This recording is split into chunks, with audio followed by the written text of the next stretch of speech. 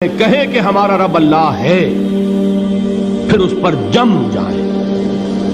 ان پر فرشتوں کا نزول ہوتا ہے، نہ کوئی غم کرو نہ خوف، خوشیاں مناؤ جنت کی جس کا تم سے وعدہ کیا گیا تھا۔ اللہ کی ربوبیت پر اطمینان جب انسان کو ہو جاتا ہے، میرا رب اللہ ہے، ربی اللہ، انسان کے لیے نہ کوئی کھٹکا، نہ کوئی خطرہ، نہ کوئی خوف، نہ کوئی حزن۔ جو کچھ ہو رہا ہے کس کے اذن سے ہو رہا ہے؟ اللہ کے اذن سے۔ اللہ کے اذن کے بغیر پتا تک نہیں ہلتا۔ یہ کوئی اندھا بہرا مادہ نہیں ہے جس سے مجھے کوئی خوف ہو۔